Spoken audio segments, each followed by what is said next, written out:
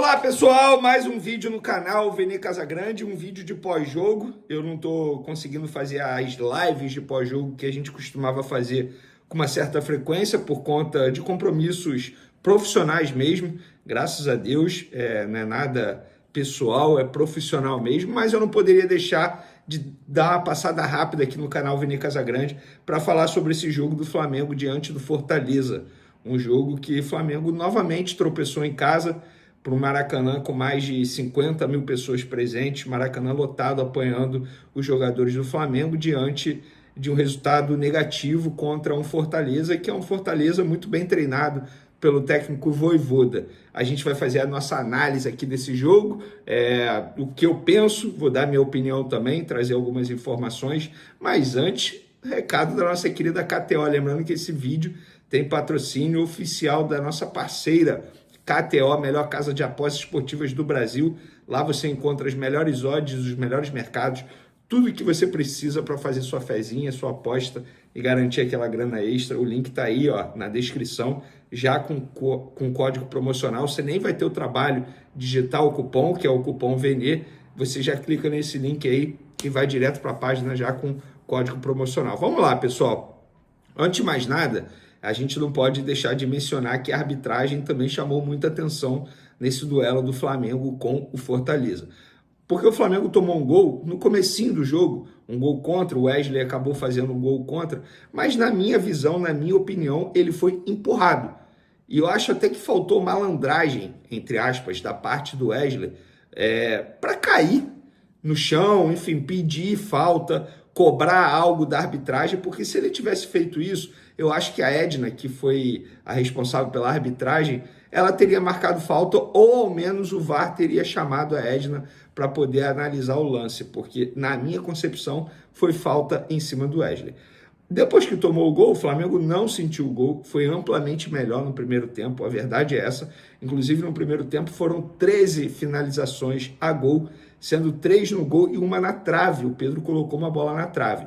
E o Flamengo conseguiu um empate através de um pênalti muito polêmico também, que nas redes sociais todo mundo falando, só deram porque é Flamengo, mas, gente, tem vídeo nas redes sociais mostrando que em um lance extremamente parecido, no ano passado, o Flamengo teve um pênalti num jogo contra o Cuiabá, ou seja, um pênalti a favor, com um lance extremamente parecido. A gente pode discutir se foi pênalti ou não. Eu acho que até que não foi. Mas a Edna, ela seguiu aquilo que a arbitragem vem dando aí no decorrer dos últimos meses e até anos. Então teve coerência da arbitragem. Assim como eu não achei que foi pênalti do Flamengo contra o Cuiabá no ano passado, eu também não achei agora, mas teve coerência. E no ano passado não teve essa repercussão toda nas redes sociais. Por quê? Porque foi contra o Flamengo. Agora que é a favor do Flamengo, tem essa repercussão toda. Mas no primeiro tempo, acho que o Flamengo foi amplamente melhor que o Fortaleza. Repito, para mim o Fortaleza, entre aspas, achou um gol no erro de arbitragem. O Flamengo foi melhor e foi para o intervalo no empate de 1-1. No primeiro tempo, para mim, o grande destaque do jogo foi o Matheus Gonçalves, uma personalidade absurda, um garoto de apenas 18 anos, chamando o jogo a todo momento. Ele começou aberto pela ponta esquerda, depois o Tite o deslocou para a ponta direita e foi aí que ele rendeu mais ainda. Ele pegava pela ponta direita e arrastava para o meio. Tanto é que teve um lance aos 20 minutos, ele fez uma grande jogada, aí acabou sendo escanteio para o Flamengo, ele correu para bater, chamou a torcida, personalidade demais, foi o grande destaque no primeiro tempo na minha visão, ele jogando muito, repito, da direita para dentro, sendo, digamos assim, uma peça responsável na criação dessas jogadas no meio de campo. Quem não foi bem foi o Wesley, que sofreu muito com o Breno Lopes. O Breno Lopes explorou muito o lado defensivo do Wesley, que é o ponto, digamos assim, que ele precisa melhorar. Porque o Wesley é um lateral extremamente ofensivo, mas a parte defensiva deixa a desejar. O Fabrício Bruno, que foi substituído no segundo tempo, até o momento o Flamengo não emitiu comunicado, pelo menos até o momento da gravação desse vídeo, se o Fabrício Bruno sentiu algo ou não, mas o Fabrício Bruno não estava bem no jogo e não conseguia fazer essa cobertura de maneira perfeita em cima das costas do Wesley, e o Breno Lopes quase tirou proveito disso. Já no segundo tempo, o Flamengo não foi bem, acho que caiu de produção demais. O time não voltou bem, sobretudo o Alan, que chegou a ser vaiado lá no Maracanã pela torcida do Flamengo. O Davi Luiz, que foi substituído com dores no ombro, estava fazendo um esforço absurdo, rendendo, mas depois que foi substituído, o time caiu um pouco de produção no setor defensivo. A entrada do Léo Ortiz na vaga do Fabrício Bruno também não influenciou muito no setor defensivo. Acho que Pulgar, em determinado momento, estava muito cansado fisicamente falando. O próprio Gerson também, na minha visão, fisicamente falando, também estava muito cansado. Mas que teve a entrada do Gabigol. O Gabigol chegou a fazer um gol no finalzinho ali. Comemorou muito, mas a arbitragem marcou um impedimento ali milimétrico, o joelho dele, um pouquinho do joelho dele na frente. Acho que esse gol seria bacana demais, não só para o Gabigol, porque ele está vivendo os últimos meses dele de Flamengo, mas também, obviamente, para o Flamengo, que seria, querendo ou não, um ponto importante dentro de casa. Mas no segundo tempo o time caiu muito de produção, muito mesmo, fez uma má partida. Primeiro tempo foi bem, no segundo tempo caiu de produção e não teve forças para conseguir a vitória, muito pelo contrário, sofreu o segundo gol. Eu particularmente achava que seria 2-1 o placar para o Flamengo, acabou sendo 2-1 para o Fortaleza, um jogo que o Flamengo, repito, não foi bem. Agora o Flamengo volta a ter o reforço, ou melhor, os reforços dos uruguaios que vão jogar nesse sábado, na disputa de terceiro lugar da Copa América contra o Canadá. Eles retornam ao Flamengo. O Flamengo só volta a campo no dia 20, porque o jogo no meio de semana contra o Internacional foi adiado. Então o Flamengo vai ter um longo período para se preparar para esse duelo, algo que é raro, mais de uma semana aí para poder se preparar. Então o Flamengo precisa, primeiro, focar na preparação física dos atletas, que eu estou sentindo eles muito desgastados, a verdade é essa. Eu sinto que os jogadores estão cansados, mas de maneira geral, se a gente for parar e analisar, nessa guerra que foi para o Flamengo durante a Copa América, sem muitos jogadores, inclusive por conta de lesões, o Flamengo sai muito bem, obrigado. Eu sempre falei que a ideia do Flamengo durante a Copa América era não se distanciar dos líderes, do pelotão de cima. O Flamengo até essa rodada era o líder, porque agora com essa derrota para o Fortaleza e a vitória do Palmeiras, o Botafogo está jogando nesse momento, pode ultrapassar o Flamengo também, mas o Palmeiras já ultrapassou porque venceu o Atlético Goianiense por 3-1, mas de maneira geral o desempenho do Flamengo foi muito bom durante esse período aí da Copa América. Repito, é um desempenho acima de 60%, com muitos jogadores ausentes, com muitos desfalques por conta de lesões físicas, mas o técnico Tite ele precisa fazer alguns ajustes na parte física e ele também fazer um entendimento melhor do jogo, porque as substituições dele não deram certo no jogo contra o Cuiabá e agora no jogo contra o Fortaleza, os dois últimos duelos do Flamengo, os dois em casa, 2 tropeços em casa. Contra o Cuiabá, eu não critiquei, porque eu acho que o Flamengo havia feito um jogo anterior contra o Atlético Mineiro absurdo e os jogadores estavam extremamente cansados.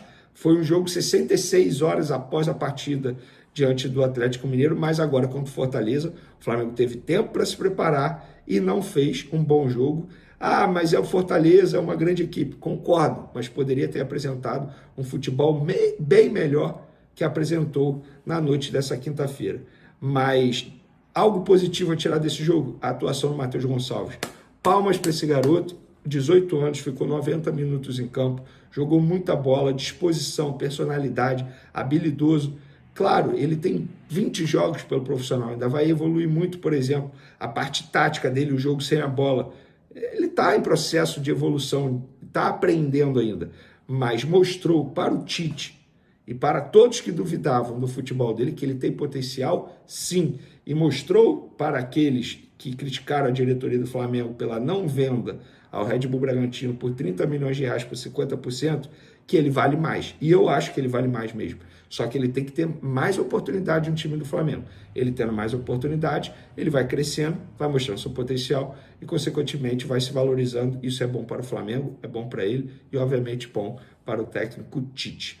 Beleza, galera? Espero que vocês tenham gostado do vídeo de pós-jogo. Repito, infelizmente não posso fazer a live por conta de compromissos profissionais, mas dessa passagem aqui no canal para poder dar meu pitaco, minha opinião. Concorda, discorda? Isso aqui é uma democracia, pode comentar à vontade. Um beijo para vocês, forte abraço. Lembrando, o próximo jogo do Flamengo é no dia 20 contra o Criciúma lá em Brasília. O Flamengo vai mandar esse jogo em Brasília. Valeu, galera. Agora fui. Flamengo cai em pleno Maracanã diante do Fortaleza. Gabigol abre o jogo sobre sua saída. Tite aborrece torcedores por deixar Léo Ortiz no banco. Fala nação rubro-negra, isso aqui é Flamengo. Você que não é inscrito no canal, se inscreve, deixa o seu like no vídeo e compartilha para todos. Você nos ajudará muito para o crescimento desse canal. Vamos para as notícias. O torcedor do Flamengo não tem muitos motivos para comemorar nesta sexta-feira, afinal, o mais querido perdeu para o Fortaleza noite anterior por 2-1 no Maracanã. O time de Tite perdeu a liderança e caiu para a terceira posição no Brasileirão. Tite erra e torcedor se aborrece. Um dos destaques do Flamengo, Léo Ortiz, reserva diante do Fortaleza. O defensor entrou bem e foi bastante elogiado pela nação rubro-negra. Parabéns para Léo Ortiz e para Tite, críticas que deixou o atleta no banco. Na visão de alguns rubro-negros, o zagueiro Léo Ortiz já merece ser titular na vaga de Fabrício Bruno. Diante do Fortaleza, o camisa 3 entrou aos 25 minutos do segundo tempo. O atacante Gabigol garantiu que não sai nessa janela do meio do ano. Na quinta-feira, após a derrota do Flamengo para o Fortaleza, o camisa 99 deu entrevista no Maracanã e garantiu que ficará no clube até o fim do contrato, 31 de dezembro. Por outro lado, Gabigol não negou que negocia com outros clubes, porém também não descartou uma chance de permanência. O destino mais provável do atacante de 27 anos é o Palmeiras, que já enviou proposta de pré-contrato, mas o jogador ainda não assinou. Zenit abre o jogo sobre o futuro de Claudinho.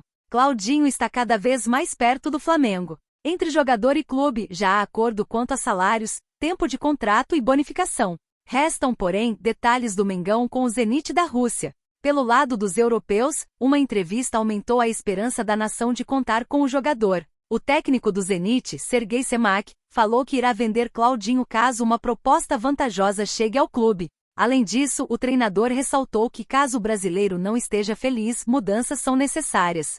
Os próximos dias são decisivos para a chegada de Claudinho ao Mengão. Seria uma boa, né, nação? Comente aqui. Não se esqueça de deixar o seu like e se inscrever no canal, é de graça e você nos ajudará muito.